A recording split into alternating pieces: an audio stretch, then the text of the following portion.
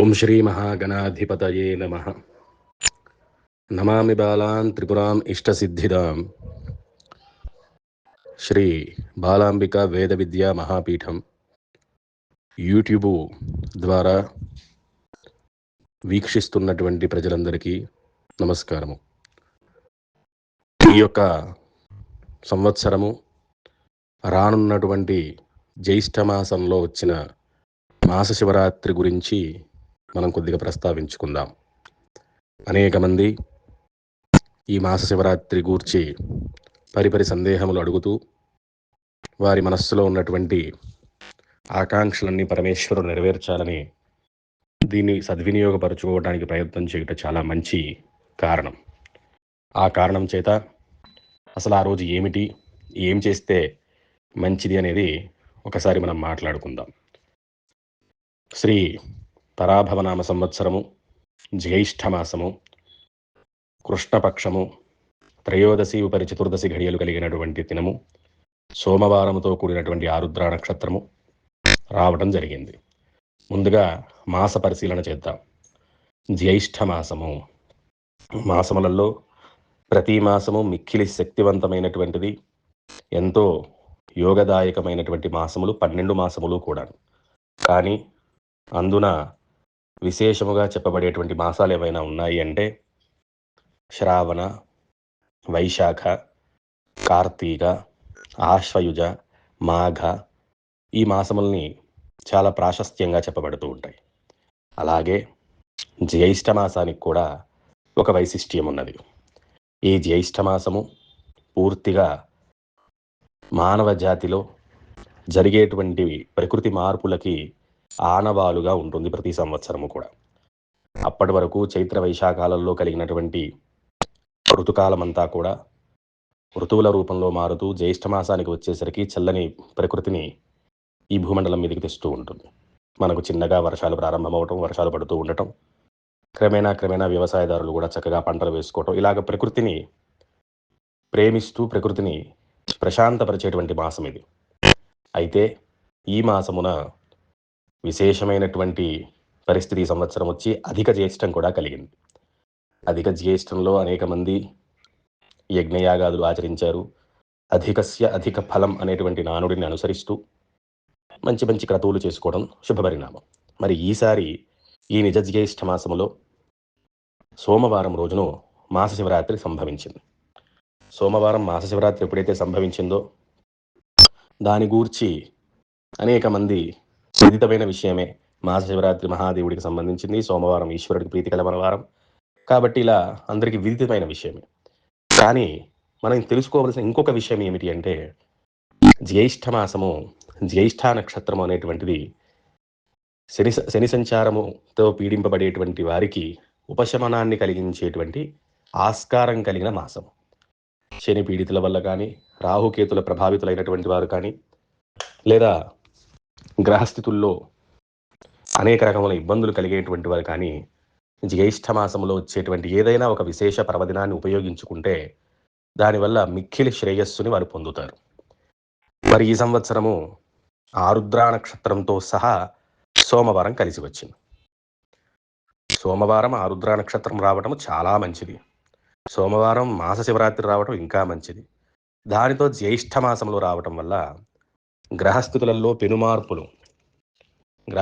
పెనుమార్పులు కలిగేటువంటి ఆస్కారం అనేటువంటిది ఈ సంవత్సరం ఉన్నది. మరయ్యా ఏం చెయ్యాలి, ఎలా చెయ్యాలి, ఆ రోజున ఏంటి 100 శివరాత్రులు, మహాశివరాత్రులు, నేను మళ్ళీ ప్రతి ఒక్కరిని జాగృతపరిచేటువంటి మాట ఒకటి చెబుతాను.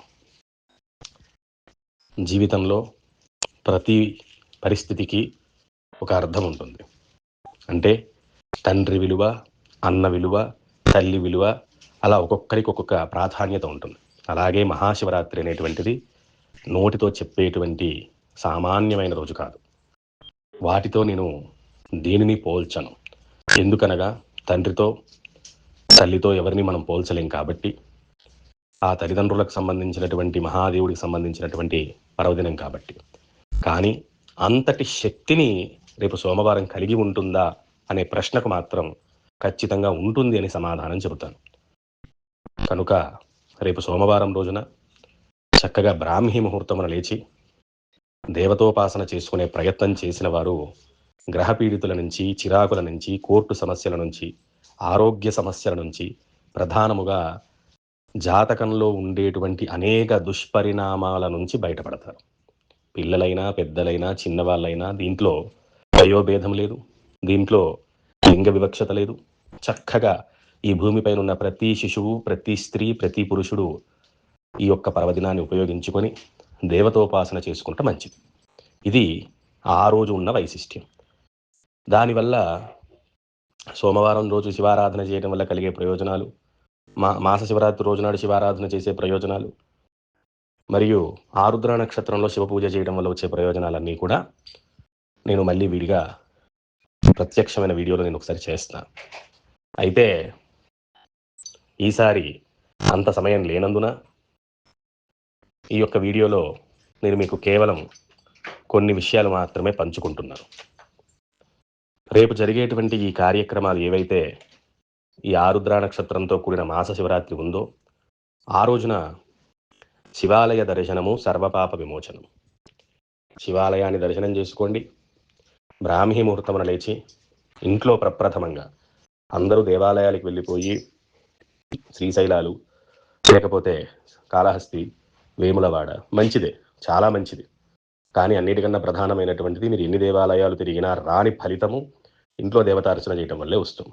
అది మర్చిపోకుండా ఇంట్లో బ్రాహ్మీ ముహూర్తమున లేచి చక్కగా నువ్వుల నూనెతో ఆ రోజున స్నానమాచరించి నువ్వుల నూనె ఒంటికి రాసుకొని స్నానము చేసి ఈశ్వరుడి యొక్క నామస్మరణ చెప్పుకుంటూ స్నానం చేసేటప్పుడు నీటిని అభిమంత్రణం చేసుకొని స్నానము చేసుకొని తదుపరి శ్వేత వస్త్రములు, తెల్లని వస్త్రములు ఆ రోజు కుదిరితే ఒక చొక్కా, తెల్లని చొక్కా అయినా పర్వాలేదు, తెల్లని పంచె అయినా పర్వాలేదు, ఆడవాళ్ళు కుదిరితే వారు కట్టుకునే చీరలో కాస్త గోధుమ వర్ణము, తెలుపు వర్ణము కలిసేటట్టుగా ఉన్నటువంటి చీర అయినా పర్వాలేదు. అలాంటిది చిన్నపిల్లలు తెల్లటి వస్త్రాలు ధరిస్తే ఇంకా మంచిది. ధరించి సూర్యోదయం మునిపే చక్కగా శివలింగం మీ ఇంట్లో ఉంటే అభిషేకం చేసుకోండి. ఏ మంత్రాలు చెప్పాలండి? ఏమీ చెప్పక్కర్లేదు. శివ, సాంబ శివ చాలు. సాంబ శివ అంటే అమ్మతో కలిగిన శివుడా అని అర్థం. అంతకు మించిన మంత్రము లేదు. దయచేసి మీరు యూట్యూబ్లలో పెట్టి అవి ఇవి ప్లే చేసి వాటి నుంచి మేము పూజలు చేసుకుంటున్నాం అనేటువంటి భ్రమలోకి వెళ్ళకండి. ఆ ఫలితము రానే రాదు. మీ నోటితో, మీ చిత్తముతో, మీ సంస్కారముతో మాత్రమే పూజ చేసుకోవాలి. కాబట్టి శివశివ అంటూ ఒక చెంబు నీళ్ళతో అభిషేకం చేయండి, తరిస్తారు. ఖచ్చితంగా కుండరము ధరించాలి, విభూది రేఖలను ధరించాలి. ఆ రోజు కొంచెం బొట్టైనా పెట్టుకోండి విభూతితో. ధరించి శివాలయ సందర్శనం చేసుకోండి. శివాలయ సందర్శనమున స్వామివారి కటాక్షము కొరకు ఆ రోజున ఆవు పాలతో స్వచ్ఛమైనటువంటి, కుదిరితే సాధ్యమైనంత వరకు ప్రయత్నం చేయండి. స్వచ్ఛమైన ఆవు పాలను తీసుకుని వెళ్ళి ఈశ్వరుడికి అభిషేకం చేయించండి. అభిషేకం చేయించుకొని గోత్రాలు, నామాలు, పేర్లు ఇవన్నీ అక్కర్లేదు. ఎవరైతే భక్తులు అక్కడికి వెళతారో అక్కడికి వెళ్ళిన వారు, వెళ్ళని వారు సర్వము శివుడికి తెలిసిన వారే. కాబట్టి మీరు వెళ్ళి మీరు చేయవలసిన పని ఏమిటి అంటే ఇలాంటి పర్వదినము దేశ శ్రేయస్సుకు ఉపయోగపడాలి అని ప్రప్రథమంగా ప్రతి వ్యక్తి కోరుకోవాలి. దేశమున ఉన్నటువంటి, పురమున ఉన్నటువంటి ప్రజలంతా చల్లగా ఉంటేనే మనము బాగుంటాం. అనవసరంగా ప్రకృతి వైపరీత్యాలు, ఈతి బాధలు, దుఃఖాలు, కష్టాలు ఇవన్నీ కూడా ప్రపంచంలో ఉన్నటువంటి వారందరికీ బాధగా మారుతున్న ఈ కాలమున, యుద్ధాలు జరుగుతూ అనేక సమస్యలు అనుభవిస్తున్నటువంటి ఈ తరుణ మన పరమేశ్వరుడు ఇచ్చినటువంటి అద్భుత యోగము ఆ పర్వదినం. కాబట్టి ఆ రోజున ఈ విధముగా మీరు శివాలయ దర్శనం చేసుకొని కుదిరితే సాయంత్రం వరకు ఉపవాసం ఉండి సాయంత్రము వేళ ఈశ్వర నామస్మరణ చేస్తూ ప్రదోషకాల శివాలయ దర్శనం చేయండి. ప్రదోషకాలము అనగా 5:30 గంటల నుంచి ప్రారంభం చేసుకొని 6:30 గంటల లోపు శివ దర్శనము చేసుకుని చండీశ్వర ప్రదక్షిణాన్ని పూర్తి చెయ్యాలి. చండీశ్వర ప్రదక్షిణం ఎలా చెయ్యాలి అనేటువంటి విషయాన్ని అక్కడ ఉన్న ఆలయ అర్చకుల్ని సంప్రదించండి, లేదా పెద్దవారు ఎవరైనా మీకు అందుబాటులో ఉంటే వారిని సంప్రదించండి. చండీశ్వర ప్రదక్షిణం ఆచరించి ఈశ్వరుడి ముందు మౌనముగా తపస్సు చేసుకోండి.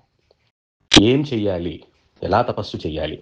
మీరు కూర్చున్న చోటనే ఏకాగ్రతగా ఈశ్వరుడు మీకు కనిపించేటట్టుగా ప్రయత్నం చేస్తూ ఆయన వంక నేరుగా చూస్తూ శివుడి యొక్క నామస్మరణ ఏ మంత్రమైనా పర్వాలేదు. చంద్రశేఖర పాహిమాం, చంద్రశేఖర రక్షమాం అనుకుంటూ ఈశ్వరుడి నామస్మరణ చెప్పుకుంటూ అక్కడ కూర్చొని ప్రదోషకాల వేళ శివ దర్శనం చేసుకోండి.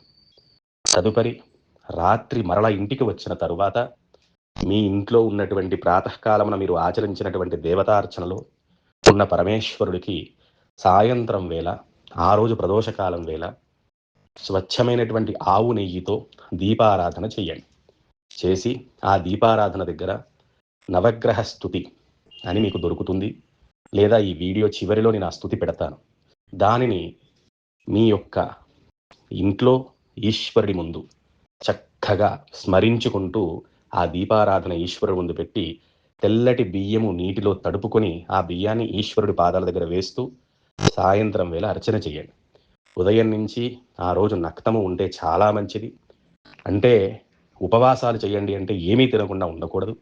క్షీరము తీసుకోవచ్చు, ఫలములు తీసుకోవచ్చు, అల్పాహారముగా తీసుకోవచ్చు, ఏదైనా పదార్థాలు తీసుకొని మళ్ళీ రాత్రి వేళ కూడా సాధ్యపడితే క్షీరముతోనే ఉండే ప్రయత్నం చేయండి. ఈ యొక్క సులువైన ప్రక్రియ చేసుకోండి. ఉదయం అభిషేకం చేయించుకోవడం కుదరకపోతే ప్రదోషకాలం చేయించుకోండి. ప్రదోషకాలం కుదరకపోతే ఉదయం చేయించుకోండి. కానీ ఆవు పాలతో అభిషేకము ఆ పర్వదినమున వెళ్ళి ఈశ్వరుడి సమక్షమున నిలబడి ఏ కోరికలు దయచేసి కోరవద్దు. ఇదేమిటి కోరికలు కోరకపోతే ఎలా అంటే, మీరు కోరితే అంతే ఇస్తాడు, మీరు కోరకపోతే అనంతం ఇస్తాడు. అది గుర్తుంచుకోండి. శివుడి దగ్గర మోకరిల్లి మనఃపూర్వకంగా ఆయనను విశ్వసిస్తూ మీ భక్తిని చాటుకొని స్వామివారి అనుగ్రహంతో తరించవలసిందిగా ప్రతి వ్యక్తిని మనస్ఫూర్తిగా కోరుతూ సర్వే జనాః సుఖినో భవంతు, లోకాః సమస్తాః సుఖినో భవంతు. శుభం భూయాత్.